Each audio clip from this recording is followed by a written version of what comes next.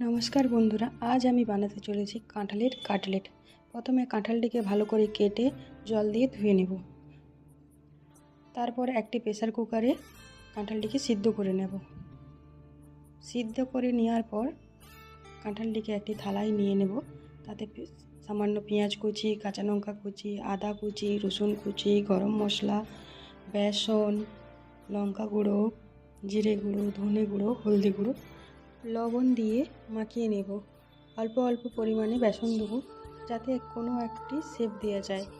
তারপর কাটলেটের শেপ দিয়ে কাটলেটগুলিকে ব্রেডক্রাম্ব বা সুজি দিয়ে একটি কোটিং করে নেব।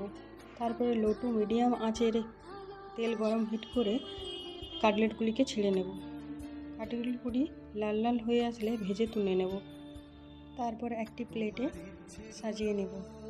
বিকেলে চা বা কফির সাথে ট্রাই করতে পারেন, ভালো লাগবে।